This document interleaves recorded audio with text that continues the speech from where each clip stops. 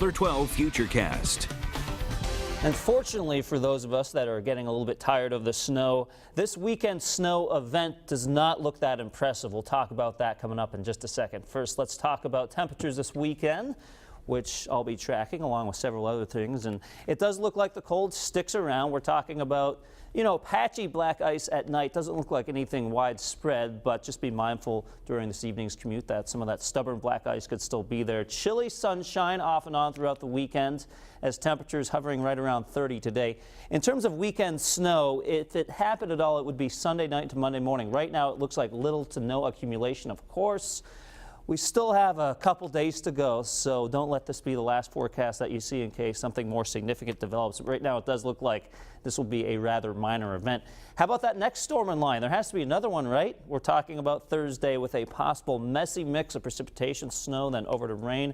More on that coming up during the 7-day Futurecast at the conclusion of this forecast. In the meantime, we take you to a time lapse at the URI campus. You could see a chilly 30 degrees, but because of the sunshine, we may get a little melting today. Obviously, you're not going to get a tremendous amount of melting with a temperature of 30, but keep in mind, temperatures are taken in the shade, and when you have sunshine interacting with some of the pavement, those temperatures can actually get above freezing, creating a little bit of melting out there. But again, it's not going to be a really mild weekend where we get a tremendous amount of melting. And on live Pinpoint Doppler 12, you can see scanning the skies, not finding precipitation. Temperature in Smithfield 27, Providence 28, Newport 28, New Bedford at 27, and Westerly at 29 degrees. Now notice on the satellite picture, high pressure protects us, so although the precipitation does not make it through, a few clouds will as we head into the mid to late afternoon. And in terms of talking about that weekend storm, most of the energy for that will stay offshore. So we fast forward into tomorrow. We'll start out with some sunshine for Saturday, and then tomorrow afternoon some high thin clouds will filter out some of the sun.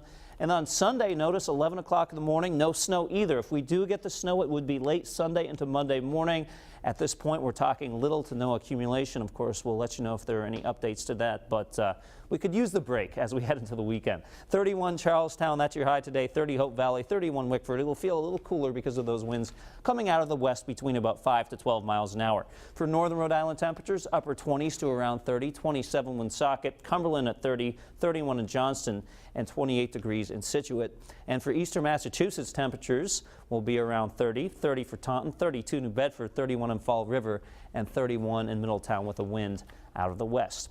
All right, for the evening commute, we'll give you the yellow light. Still some patchy black ice will be out there as temperatures go back below freezing, but do keep in mind, probably not quite as extensive as we've seen the past couple days, but on those untreated surfaces, you still want to use caution.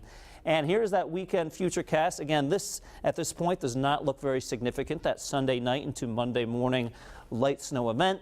As we head into Tuesday, chilly with sunshine, and then again, it's Thursday where we're going to see the possibility of rain going over to snow, maybe back over to rain, sort of a messy mix coming up for the end of next week. But Patrick, we like to take it one storm at a time. So for now, we'll focus on the relatively decent but cold weekend. All right, thank you, Pete. Here's a look at what we're working on for Eyewitness News beginning live at 5. More details on a tragic school accident tonight.